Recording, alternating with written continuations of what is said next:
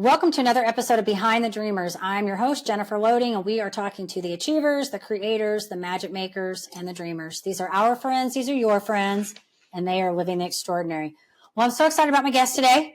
He has kind of a fun and unique thing going on here, but he embarked on as a financial advisor, only to realize that his clients faced a bleak prospect of financial freedom through traditional investments. Recognizing the need for a different approach, he left the industry and moved his way into passive real estate. Remarkably, he achieved retirement at a young age of 28, and ever since he has been tirelessly sharing his knowledge, helping countless others replicate his journey. So I'm going to be excited to hear from him. I know you guys are as well, and see what he's up to and how he's helping his clients and all that good stuff. But before I get him on here, I do need to do a few announcements. So first of all, today's episode is brought to you by Walt Mills Photography. If you are a creator needing post-production, consultation, or promotion, Walt is your guy. Whether short films, YouTube videos, photography work, or a new headshot, he can help you find a solution to match your needs. To learn more about Walt and his work, you're going to want to go to photosbywalt.com. And also, if you're one of our amazing listeners and you are in a place where you want to kickstart your leadership journey, then you're in for a treat, because I've got something special for you. It's free tools to accelerate your path to becoming a more effective leader. Did you know that they did a study and they discovered that a whopping 63% of consumers prefer doing business with companies that share their personal values and beliefs? It's a game changer.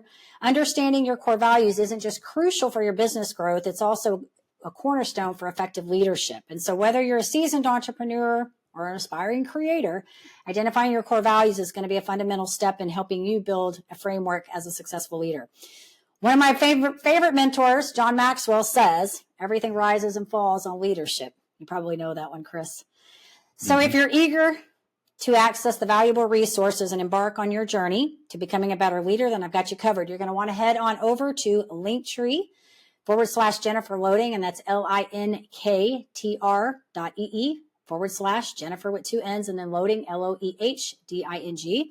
There you'll be able to unlock your free leadership resources and take your first step to becoming a more effective leader. All right, so with that, all those words I got out, I want to welcome my guest to the show. So Chris Miles, he is the cash flow expert and anti-financial advisor. He's an authority on empowering entrepreneurs and professionals to make their money work for them immediately.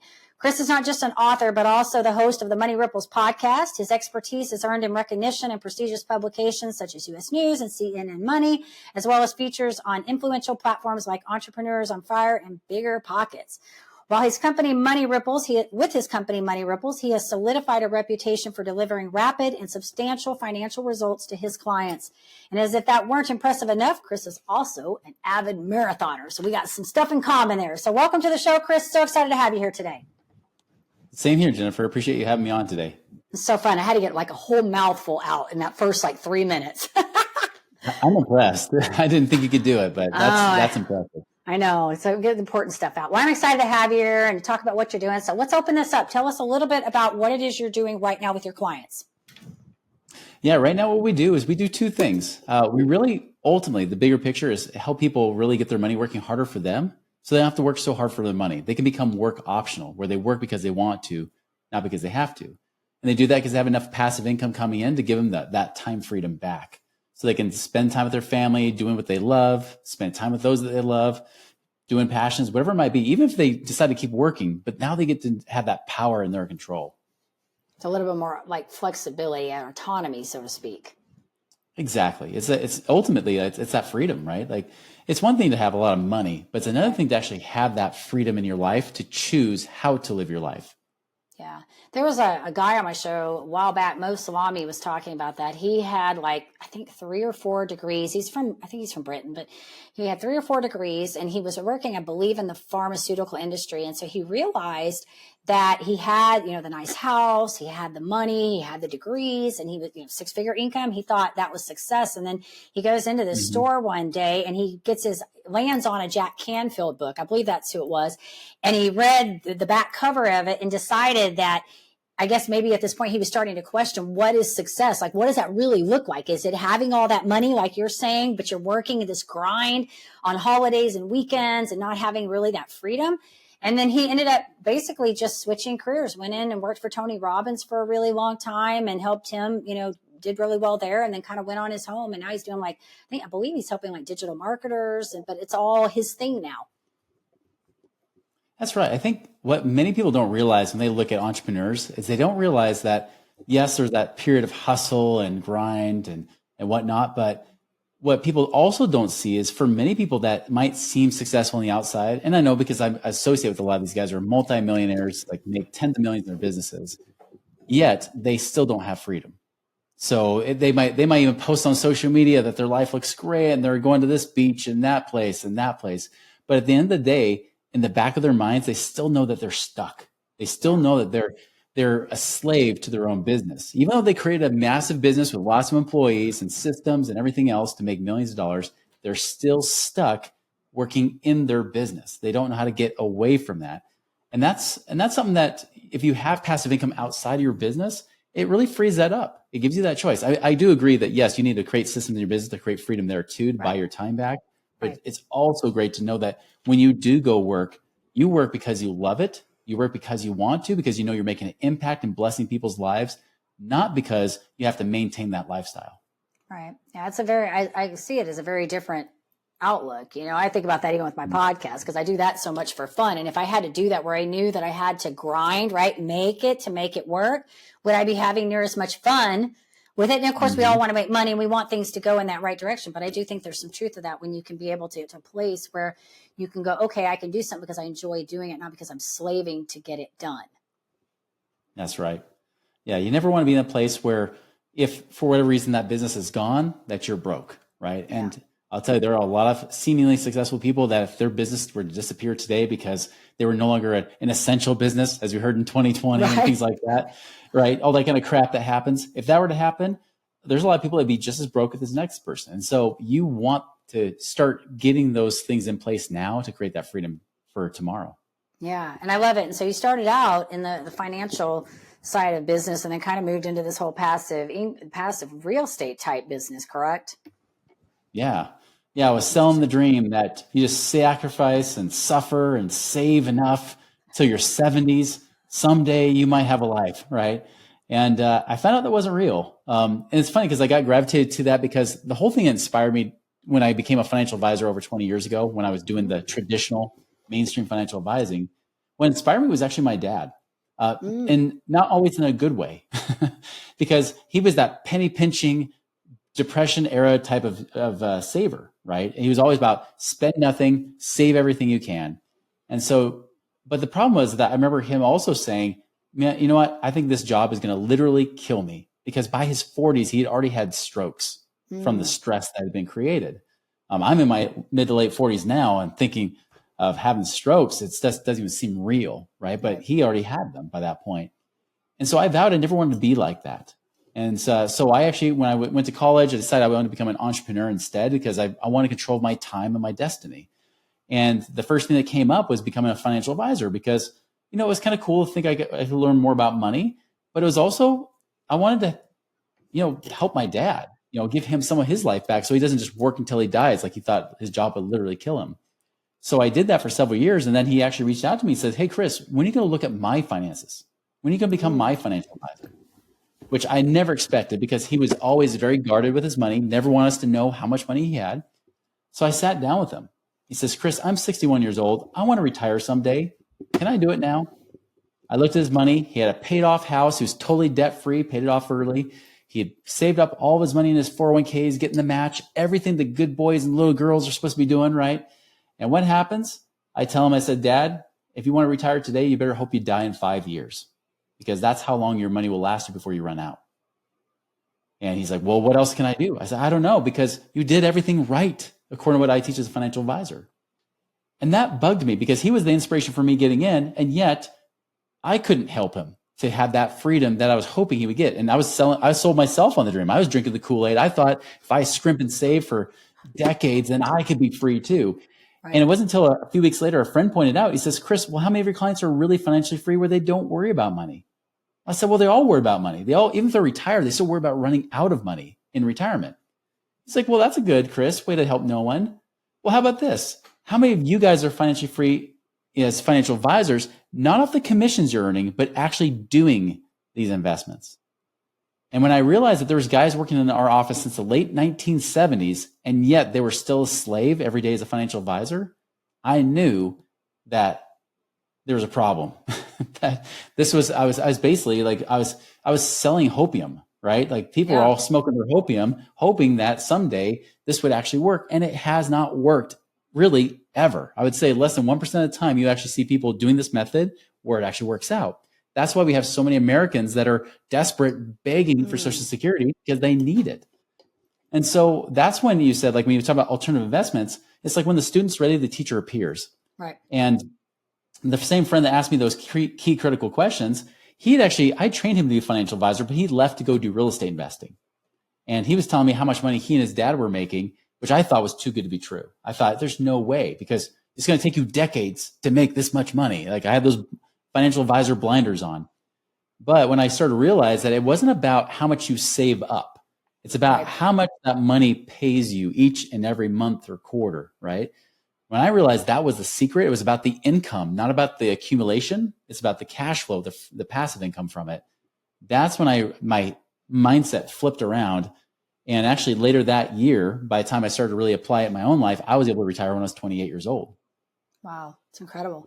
Well, and it's interesting. I know so many people that are in that real estate investment, and and it's interesting because my background, I was in network marketing for 22 years, completely different, different industry, but we're still talking about creating like this passive income, right? Like that's why you build these teams and you get people on there so that you will hopefully keep generating income as this thing keeps growing. So I understand, that, but you're right. I don't get into the financial, like, I don't know much about 401ks and all that stuff. We've got them. I'm not that person. I always find, where are my people that know all that stuff and they can tell us? But you're right. I think we do. We get so hung up on doing these systems that we think are the right. We never really, I think it's like this with everything. We never really get out until somebody shows us there's another way to do this and be more effective at what you're doing. Yeah, I'll give kudos to network marketing too, even though I know it's got a lower success rate than what people would like. But the truth is business has a low success rate in general, right? Yeah. And I have several network marketing clients too. I put that in the category of residual income, right? Because if you've probably already learned this, you talk about leadership. Right. Leadership is essential. There's management that's still needed to happen, because every time in network marketing I've ever had leaders, they walked away. They said, I'm retiring. I'm just going to live off the income and live the dream and do nothing. Yeah. Never worked out. Their team always starts disintegrating and weakening. And then they find themselves right back in it again. Right. The cool thing is, like, I have one couple, they train thousands in their team. I kept telling them, I was like, listen, like, you guys make great. I mean, like 700,000 plus a year residual in your business.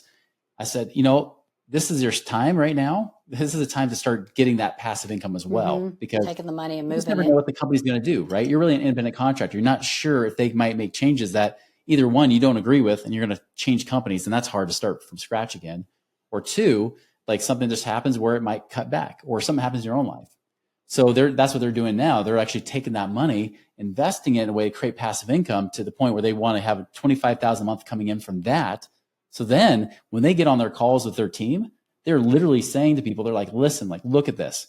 Yeah. We don't even need anybody to join. We don't need you at all. In fact, but we got a great opportunity to help you in this company. And they come from this bigger position of power versus saying, we got to keep recruiting. They're like, listen, we don't have to recruit a single person. In fact, we could sell this business off and be done.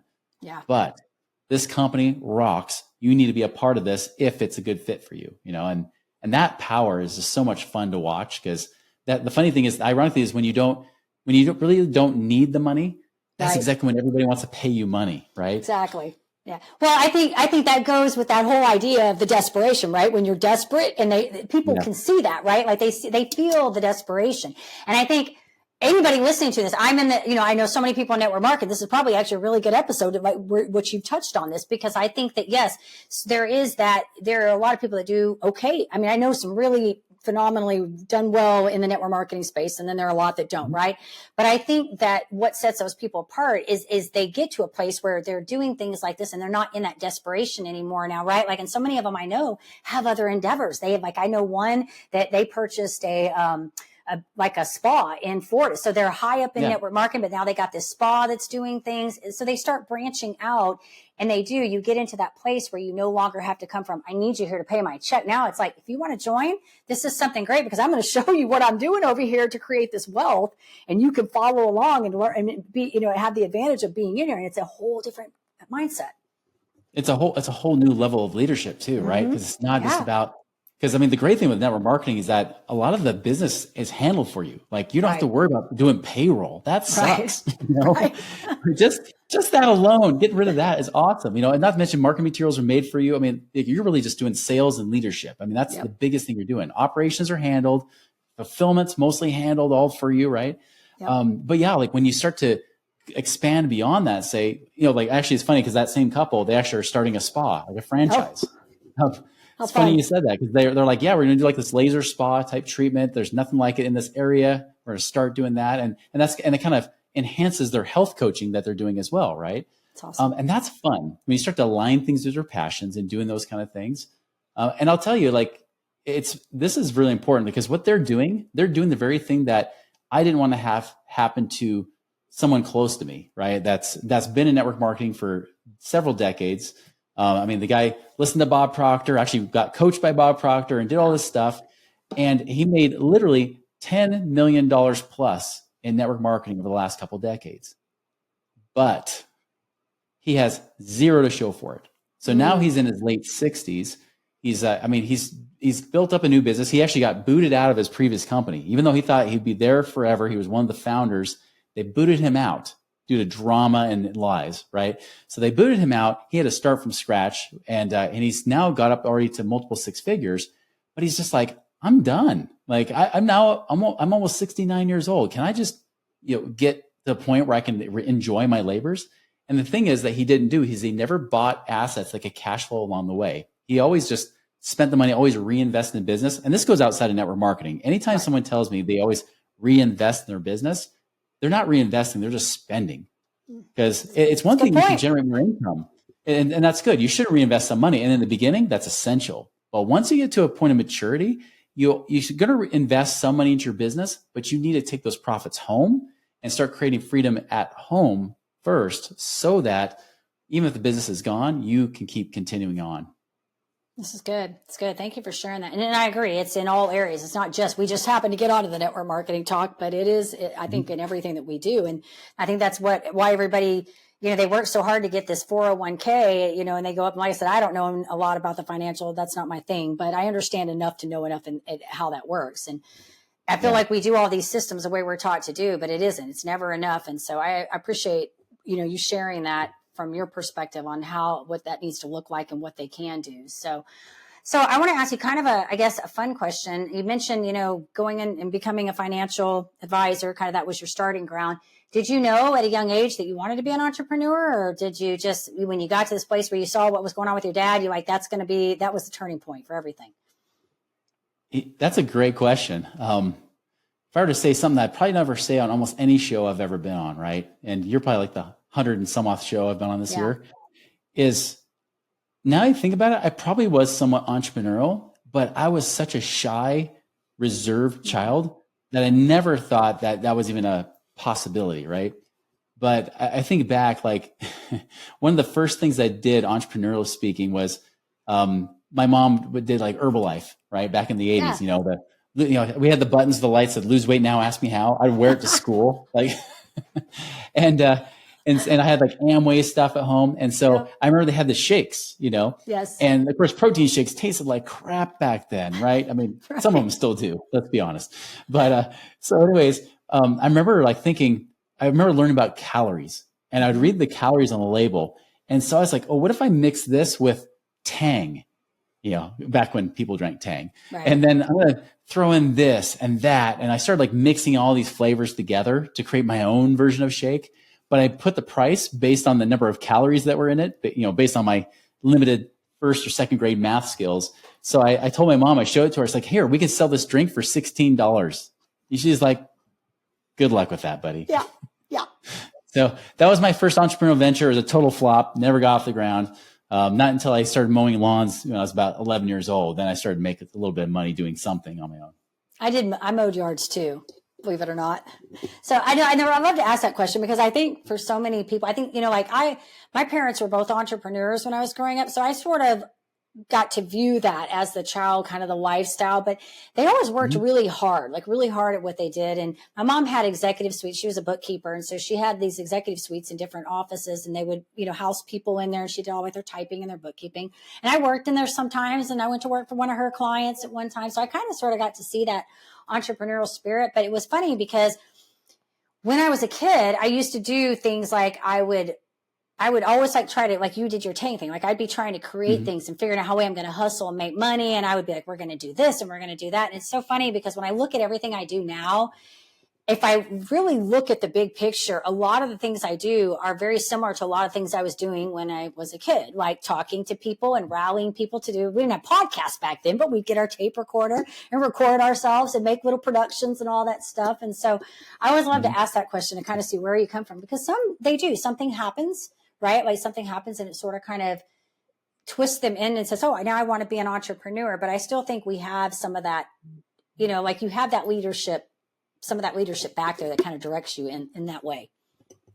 Yeah, it is interesting to see that. And when you talk about your parents, it's interesting, that influence, because I had two very contrasting parents. Because my mom was the dreamer, right? She was the starving artist, as they call, so she was an artist trained by the same master painter that trained Bob Ross. And taught those same classes, same kind of art technique as you saw Bob Ross do. She was doing the same thing, and at that same time. And my dad, though, was like, you work for this company for 40 years. Unfortunately, the company wasn't loyal to him either, because he would think he'd worked there for 40 years, but then they would lay him off, or they would cut back on it. He would do sales and stuff. And so they would cut back on his territory and give it to somebody else that he did all the hard work for.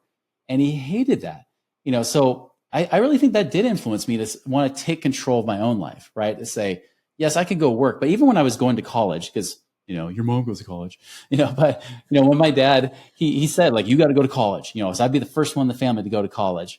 But even when I was there, I saw the professors. I was like, I don't want to live a 9-to-5 life where they're going to tell me what to do and how I'm going to live my life and how much I'm going to make. And so even my initial intention before I became a financial advisor was to actually be a business consultant. I was going to do that, go in and tell companies why they treat their employees like crap, and then walk out with a big check, right? That was going to be my career plan. But I wanted to get real life business experience. And that's why I started looking for something to do, dropped out of college to then go be a financial advisor. And I stayed dropped out. I never finished my degree after that.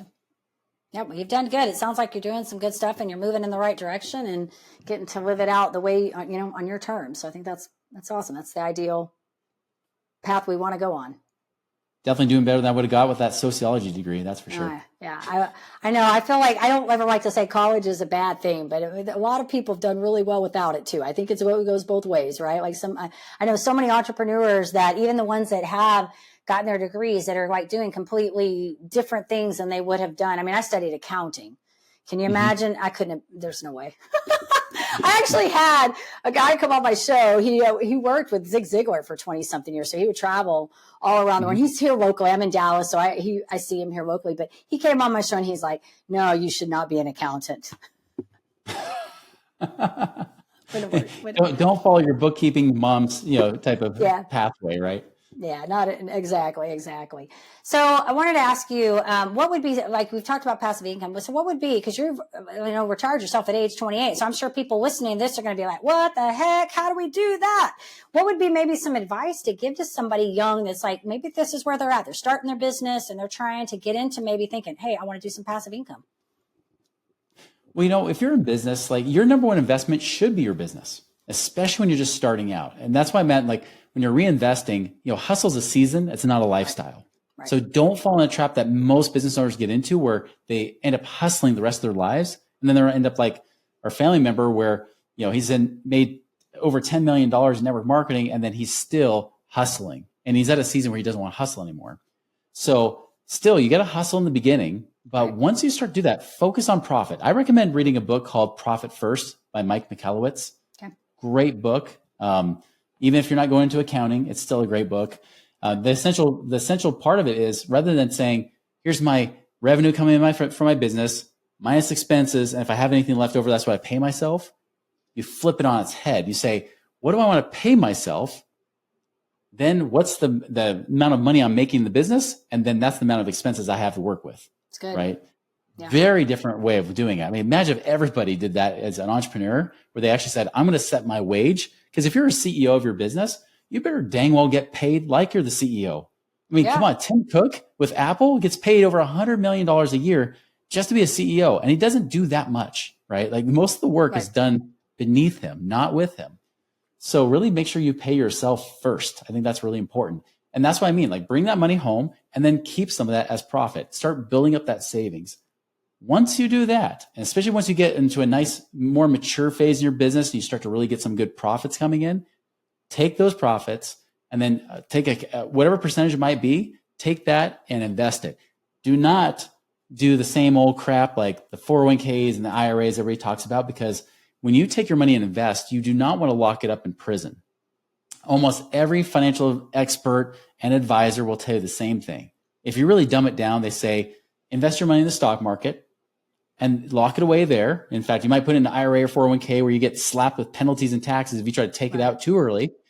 And then they're going to say, pay off your house, right? Which is also a prison. And I'll tell you, like the people that learned that was a prison the most was in the last recession, because if you had equity in your house and you needed money and you wanted to get to it, the banks wouldn't let you. I remember I tried to get the access because I was a mortgage broker before the recession hit. This is why I retired twice, because I screwed up the first time. So I got to the point where I was able to out of the rat race, but then I was coming back out. I was launching a new business, teaching people how to do what I'm teaching now, right? Started to do that in 2007. And then, of course, everything starts getting really, really tight. Our marketing that we were doing was catered towards real estate investors. So they were going broke, not paying us. So and I was like, well, how do I was putting all the money in my house because as a mortgage broker, I thought, well, I can just pull it back out whenever I need it because the banks will just give me the money, won't they? Not when you need it. That's the thing, is that banks will only give you money when you want it, never when you need it. So when I went into the bank, even in the summer of 2007, they said, oh, we're sorry, we don't like business owners anymore. You can't get access to that money. That's in your house. Even though you put extra in there just last week, we won't let you get it back. And so I saw money trapped in there.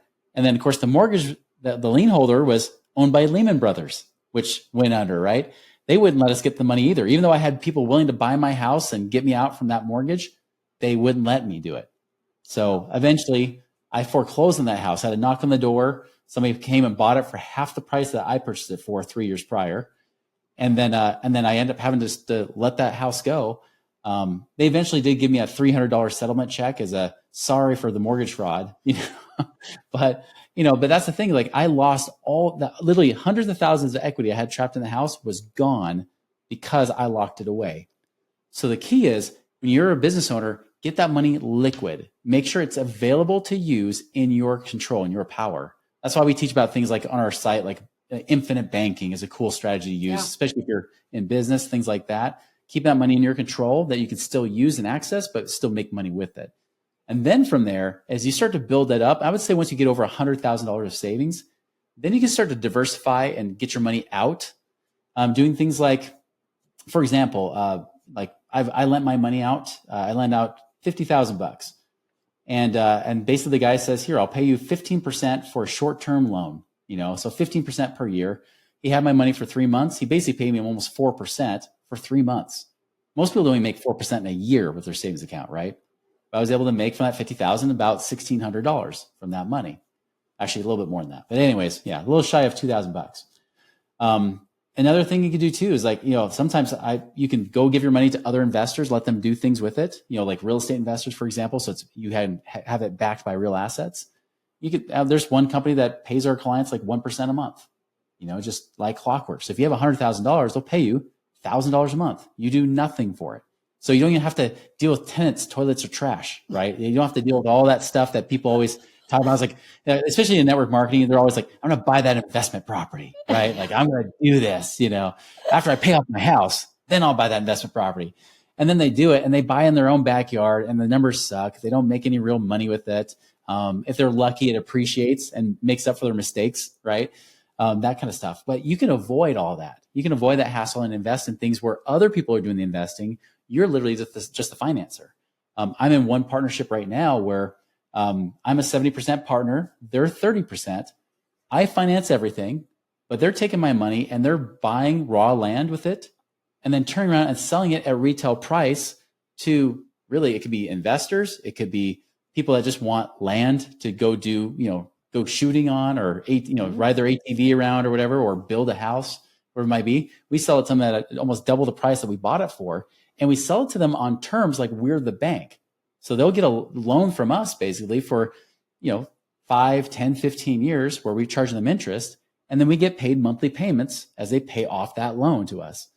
So the cool thing is, like, I've invested probably $350,000 in the last 2 years with that, but my cash flow is now $8,300 a month. I'm making over $100,000 a year just from 350 grand. Like, that's awesome. That's for some people, that's more than pays their expenses. They're like, I'm done. I'm work optional now, right? So that's the kind of the cool thing that you can do when you start to realize that there's a whole other world outside of stocks and which you make literally like not much. Like the average stock market return is 7.73% for the last 30 years.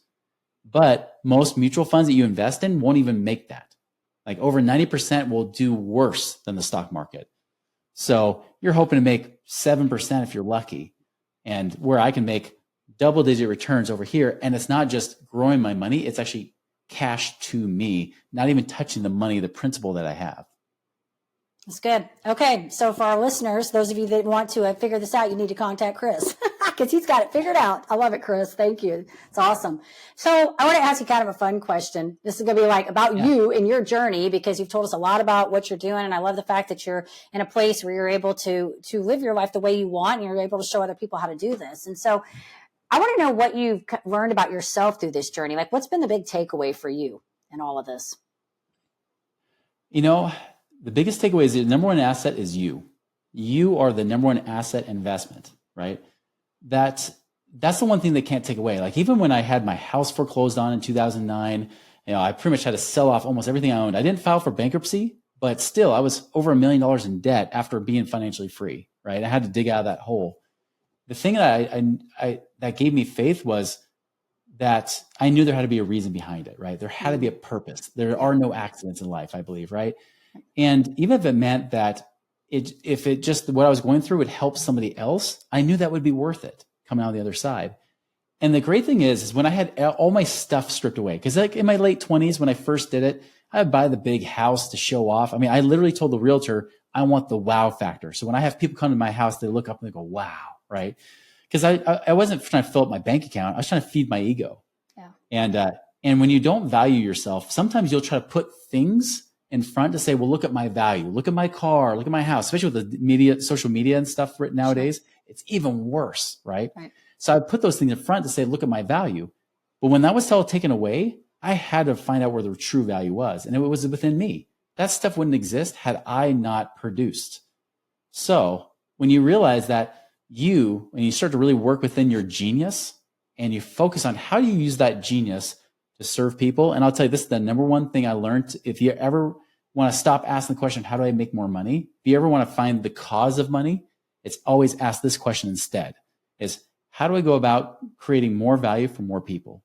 How do I serve people, solve problems, or add value in such a way that money's just a natural byproduct, that I'm literally just being a problem solver in people's lives? That's really what an entrepreneur is all about, is being a problem solver. You focus on that and how you help people versus how you help yourself. It's amazing how you'll never have a money problem, because as long as you're giving people what they want, you will always have enough for what you want. And so I think that's the biggest thing, is just understand the value within you, the genius that's within you, and how you can take that genius to serve people at the highest level so that you become a massive blessing in people's lives and create greater impact and a ripple effect throughout their lives. It's good. It's good. I think, when I think about that, because I've had this conversation with several people before about this particular thing. And it goes back even like when you're talking about selling, because when you figure out what the people want and you target the right people, you're no longer really even selling at that point anymore, because now you're in the space where you should be and you're serving the people the way you should be. Right. And then the money comes. So thank you for sharing all that. It's awesome. Good stuff. Yeah, it's awesome, because when people really know, like you mentioned this, I think earlier, is that when people really buy what you believe in, those values and things like that, they're already attracted to you. They're already coming to you like a beacon towards a light. Like we don't ever do outbound calls or sales or anything like that. Like, it's all inbound. There's all people saying, hey, I like what you've got. how can you help me? And our biggest objective is just, let's see if it even makes sense. Because if we can't do it for you, then we're going to flat out be honest and say, listen, we're not for you. Maybe go talk to our competitor that we hate, or something like that. It could be something of that nature, but it's really awesome when you come from a place of just, how can I help serve you? Right. That for me, it's been just life-changing. It's good. It's good, Chris. This is awesome. All right. Well, I want to ask you a couple fun questions, kind of off the cuff. These are different, not necessarily about money, but fun stuff. So I would love to know, they're personal questions, FYI. I want to know, because it sounds like you got your money and all that in order. I don't know what you do outside of that. I know you're a marathon runner, so you probably are living fairly healthy life. I'd love to know, what is your one junky guilty pleasure food? Oh, only one? Pick the best. You can, if you have two, you could pick two. I've got two. I'll give you two. It's always been my guilty pleasures: chips and salsa and ice cream. Those are my guilty pleasures right there. Those are mine. But chips and salsa every Friday night. We go to the little Mexican restaurant around the corner, chips and salsa every Friday night. It's my thing. I could eat chips and salsa all day for breakfast, lunch, and dinner. I don't even think it affects my digestive system. I just eat it. It's so good. And I love ice cream. Good stuff. I'm into that. All right. First concert you ever attended? It was, they were both in the same year. I think actually the very first one I attended was the Eagles Hell Freezes Over tour back in 1995. Good one. That was awesome because we thought they'd never do a tour again. Of course, now they're touring again, right? Right. It was they're back together after 14 years. And when you're a teenager, that was a lifetime ago, right? So that was my very first concert. Cool. All right. Favorite book? Oh boy. You got a lot, I'm sure.